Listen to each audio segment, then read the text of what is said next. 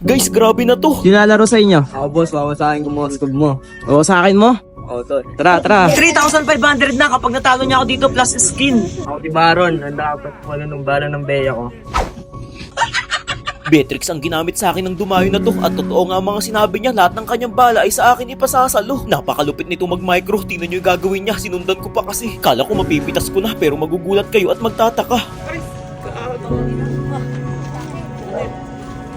Nabasa ko na agad kung paano siya gumalaw. Ang madalas niyang gamitin sa akin ay yung shotgun. Kaya ang ginawa ko, dapat hindi siya makalapit sa akin. Habang tumatakbo, dun ko siya pupwersahing sibatin. Mamicroin niya nga sana ulit ako dito, pero hindi na yun uubra sa akin ngayon, iho. Pasensya na kung nagulat kayo, ganun talaga ako kapag ang galaw ay nabasa ko na. Susunod-sunurin ko hanggang sa kayo mawalan ng gana. Sa puntong to, sinusubukan niya ako kung kakagat ba ako sa kanyang plano. Ngunit dahil malakas ang aking loob, walang masama kung susubukan kong lumusob. Kahit sino mapapailin kapag ganung klaseng pagtaob.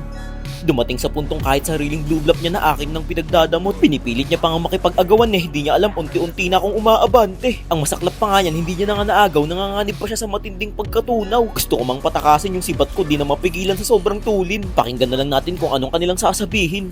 Item pa pre. Napakasarap sa pandinig kapag ganito yung kalaban, yung nag-aantay na maka-item para makipagpalagan. Ngunit hindi ko na yun kailangang antayin pa kung ito ba talaga ang kanyang tadhana. Palagi na lang nangyayari yung ganito sa tuwing lumalamang ako, yung tipong pinapasok ko na sa loob ng base.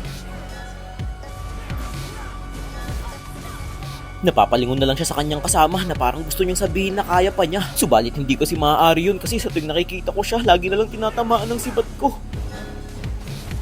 Napapakamot na lang tuloy ako sa batok ko na kunwari Makati. Pero ang totoo ay hindi. Sa pagkakataong ito, halos nasakop ko na buong kampon niya. Kasi tingnan nyo naman yung mga minions, halos pagmamay-ari ko na. Hindi ko na rin masilayan kung nasan na ba siya. Pinapakiramdaman ko kung lalabas pa ba o hindi na. Pilit kong sinisilip kung nariyan lang ba siya sa tabi-tabi. Oras kasi na aking makita, hindi na ako mag-aatubili pa. Pasok kung pasok, kesa narito ako nagmumukmuk. Nagantay ako ng ilang segundo at ilang sandali, pero mas ninais niya pang ngumiti. Nang dumating na yung mga minions ko, alam kong magde-def na siya, kaya sinipat ko na kaagad. Pasalamat na lang siya at hindi ko pinatama at pinasayad. Sa katunayan nga niyan, tinulak ko pa siya palayo para maiwasan pa niya ang pagkalumo. Maganda rin naman yung ginagawa niyang pagka-playsafe guys, kasi sa paraang yun nakakapag-build pa siya ng maayos. Kesa naman lumabas, diba? Baka malagunos. Napansin kong parang wala na siyang balak sa akin magpakita, kaya napag-isip-isip ko, bumak na lang kaya ako muna. Total sa item pa lang, masigit naman na lamang ako sa kanya. Labis siyang nabigla sa ginawa ko dito.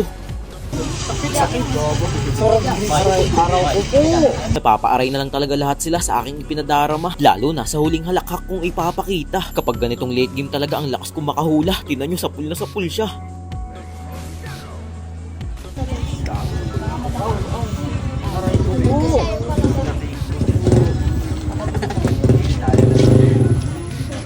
At ayun na nga guys, alam ko matatalo na siya kasi yung mga minions ko sobrang daming dumating. Parang maghuhugas lang ng plato, may daladalang dishwashing.